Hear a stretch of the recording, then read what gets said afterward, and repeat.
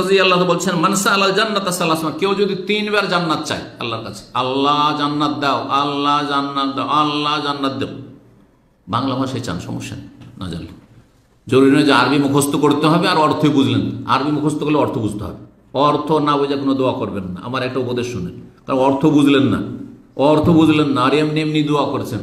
আল্লাহ যদি জিজ্ঞাসা তুই কী চাইছিস, কি চেয়েছিলি, তা তো জানি না আল্লাহ, আমি একটা দোয়া মুখস্থ করছিলাম। এমন পাগল আমাদের মুসলিম সমাজের অনারবগুলো অধিকাংশই।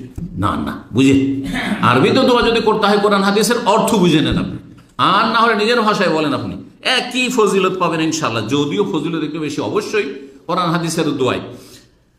নবী সাল্লাল্লাহু আলাইহি ওয়াসাল্লাম বলছেন জান্নাত তখন বলে, যদি কেউ জান্নাত 3 বার চায়, আল্লাহুম্মা ইন্নী আসআলুকাল জান্নাহ, আল্লাহুম্মা ইন্না নাসআলুকাল জান্নাহ, আল্লাহুম্মা ইন্না নাসআলুকাল জান্নাহ, জান্নাত তখন বলে আল্লাহকে, আল্লাহুম্মা আদখিলহুল জান্নাহ, আল্লাহ যখন জান্নাত 3 বার করে চেয়েছে, ওকে জান্নাত দিয়েই দাও, আল্লাহ দাও জান্নাত। ওমান ইসতাজারা মিনান নার সালাহ, কেউ যদি জাহান্নাম থেকে 3 বার মুক্তি কামনা করে, কালাতিন নার, জাহান্নাম তখন আল্লাহর কাছে দরখাস্ত করে, আল্লাহুম্মা আজিরহু মিনান নার, আল্লাহ তাকে জাহান্নাম থেকে রক্ষা করো।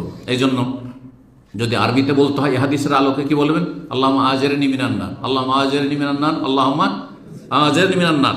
আর বাংলা ভাষায় আল্লাহ জাহান্নাম থেকে রক্ষা করো, জাহান্নাম থেকে রক্ষা করো, জাহান্নাম থেকে রক্ষা করো। 9 নম্বর উপায় হচ্ছে জাহান্নাম থেকে মুক্তি লাভের ফজর এবং আসর বিশেষভাবে পড়া। 5 ওয়াক্ত পড়বেন, কিন্তু ফজর আসর পড়ে নিলেন, তার মানে জাহান্নাম থেকে রক্ষার আপনি সার্টিফিকেট পাবেন। নবী সাল্লাল্লাহু আলাইহি ওয়াসাল্লামের হাদিস, সহিহ মুসলিমের 1003 নম্বর হাদিস বলে, লাইয়ালে জান্নাত, কোনোদিনই জাহান্নামে যাবে না ওই ব্যক্তি, মান সাল্লা কাবলা তুলুই শামসি ওয়া কাবলা গুরুবিহা, যেই ব্যক্তি সূর্য ওঠার আগের নামাজ পড়ে আর সূর্য ডুবার আগের নামাজ পড়ে, মানে ফজর আসর। কারণ এই দুটো নামাজ যদি পড়তে পারেন আপনি, কারণ সকালতে হয়তো ঘুমাননি, আর খেয়ে দিয়ে দিলেন ঘুম, মাগরিবে ঠেকিয়ে দিলেন, আপনি সূর্য ডুবিয়ে দিলেন, এটা অনেকের হচ্ছে, তাই না?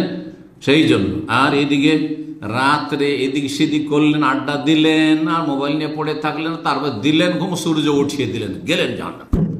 জাহান্নামকে যদি হারাম করতে চান আর জান্নাত যদি ফরজ করতে চান নিজের জন্য, তাহলে এই ফজর আর আসর পড়ার চেষ্টা করুন যথা সময়, সূর্য ওঠার আগে, আর আসরের সালাত আসরের সময়ে, একেবারে শেষ দিকে নয়, আর সূর্য ডুবার পরে নয়। 10 নম্বর সর্বশেষ পয়েন্ট হচ্ছে জাহান্নাম থেকে রক্ষা পাওয়ার মেয়েদের সাথে বিশেষভাবে, আর বোনদের সাথে, যাদের বোনেরা আছে, বাপ দুনিয়া থেকে চলে গেছে বা বাপ বিরুদ্ধ হয়ে গেছে, বোনেরা আপনার বাড়িতে আছে, বোন সে নাবালিকা হোক আর সাবালিকা হোক, তালাক প্রাপ্ত হোক, বিধবা হোক, অবিবাহিত কুমারী হোক, যেই অবস্থায় হোক না কেন, বোনদের আর মেয়েদের সাথে যারা সদ্ব্যবহার করবে আর ভালো তাদের প্রতিপালন করবে, শারীরিক পরিচর্যা করলো, প্রতিপালন করলো, আর তাদের ইমানি প্রতিপালন, ইমানি তরবিয়ত করলো, যদি এই দুটো কাজ করতে পারেন বোনদের ক্ষেত্রে আর মেয়েদের ক্ষেত্রে, তাহলে জান্নাতের সার্টিফিকেট।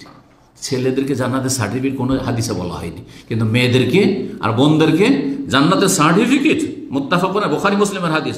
নবী সাল্লাল্লাহু আলাইহি ওয়াসাল্লাম বলেছেন, মান উবতুলিয়া মিন হাযিহিল বানাতে, আল্লাহ যদি এই মেয়েদেরকে দিয়ে কাউকে পরীক্ষায় ফেলেন, তাহলে ফাহসানা ইলাইহি, তারপরে তাদের সাথে সদাচরণ করলো, ভালো ব্যবহার করে, দুর্ব্যবহার করলে হবে না, বোনদের মারধর করলে হবে না, আর কথার দ্বারা কষ্ট দিলে হবে না, মেয়েদেরকে খারাপ দৃষ্টিতে দেখলে হবে না, ছেলেটা আমার আমার লক্ষ্মী, আমাদের দেশীয় কথা লক্ষ্মী বলা শিরক, কারণ লক্ষ্মী হচ্ছে হিন্দুদের দেবী, ছেলেটা আমার ভবিষ্যতে কিছু করবে সংসারের, মেয়ে কি করবে, এ তো বোঝা, কখন যে বোঝা নামাইতে পারবো, এই ধ্যান ধারণা থাকলে কিন্তু হবে না।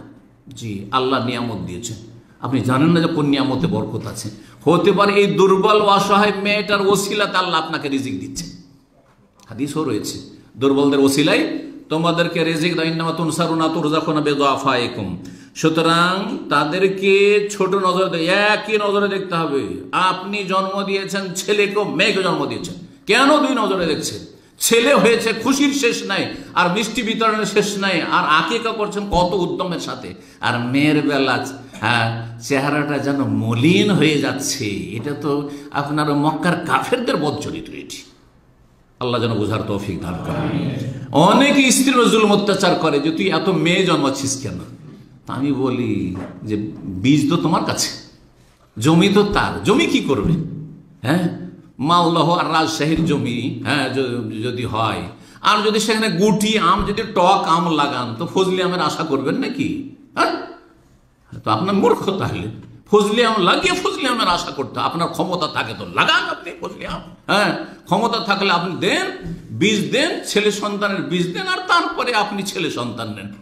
কিন্তু কি বলবো, বহু ঘটনা এরকম আমাদের কাছে আসে। 3 দিন ধরে স্ত্রীর সাথে কথা বলে না, অভিযোগ আসছে, সেই পরিবার থেকে অভিযোগ আসছে, আমার স্বামী আমার সাথে কথাই বলে না। কেন? পরপর 3টা মেয়ে কেন হইল? তার অপরাধ? আপনি অপরাধী, আপনি অপরাধী। আল্লাহ হেদায়েত দান করুন। বরং আপনি কুফরি আকীদাতে আছেন। আপনার এই চরিত্র এই অবস্থায় গেলে কুফরি আকীদা নিয়ে যাবেন আপনি। আল্লাহর তকদির, নির্ধারিত তকদির আপনি অসন্তুষ্ট, তকদিরের প্রতি আপনার ঈমান নষ্ট আপনার। সুতরাং তকদিরের উপর ঈমান নষ্ট হইলে আপনি মুসলিম না, এটা ছোট বিষয় নয়। আল্লাহ যা তকদিরে ফয়সালা করবেন তাতে সন্তুষ্টি প্রকাশ করতে হবে। আলহামদুলিল্লাহ, আল্লাহ যেটা দিয়েছো সেটাতে আমার নিয়ামত, যেটা দিয়েছো, যে অবস্থায় রেখেছো সেই অবস্থায় আমি তোমার শুকরিয়া আদায় করছি। নবী সাল্লাল্লাহু আলাইহি ওয়াসাল্লাম বলছেন, যদি তাদের সাথে ভালো আচরণ করে, মেয়েদের সাথে আর বোনদের সাথে, অন্য হাদিসে বোনের কথাও রয়েছে, কুন্নাল্লাহু সিতরাম মিনান নার, এই মেয়েগুলি, এই বোনগুলি জাহান্নামের সামনে গিয়ে আড় হয়ে যাবে, যে আমার ভাইকে, আমার বাবাকে, আমার মাকে আমি জাহান্নামে যেতে দেবো না। আল্লাহু আকবার। জি, সুতরাং যাদের মেয়ে আছে বলুন আলহামদুলিল্লাহ। আলহামদুলিল্লাহ। আল্লাহর আবার সবচেয়ে শ্রেষ্ঠ মানুষকে, এই উম্মতের সবচেয়ে শ্রেষ্ঠ মানুষ রাসূলুল্লাহ সাল্লাল্লাহু আলাইহি ওয়াসাল্লাম। তার জন্য আল্লাহ নির্বাচন করেছেন ছেলে সন্তান না মেয়ে সন্তান? মেয়ে সন্তানকে বাঁচিয়ে রেখেছেন, ছেলে সন্তানকে বাঁচিয়ে রাখেননি। তাহলে তো ভাগ্যবান। নবীর সুন্নত মানে মিষ্টি মিষ্টি সুন্নত নেবেন, যে নবীর সুন্নত ছিল হালুয়া খাওয়া, মিষ্টি খাওয়া, আর নবীর সুন্নত ছিল হ্যাঁ লাউ খাওয়া, এগুলো সুন্নত নেবেন আপনি। আর নবীর সুন্নত ছিল যে আল্লাহ নবীকে মেয়ে দিয়েছেন, ওইটা নিতে আপনার ভালো লাগছে না। আল্লাহ সঠিক বুঝ দান করতে, তাহলে মেয়েতে বেশি বরকত আছে। সেই জন্য আল্লাহ মেয়েগুলোকে আল্লাহ বাঁচিয়ে রেখেছেন, নবী সাল্লাল্লাহু আলাইহি ওয়াসাল্লামের ছেলেকে রাখেননি। জি, তাতে বহু হিকমত আছে, যে আল্লাহ রাব্বুল আলামিন ভালো জানেন।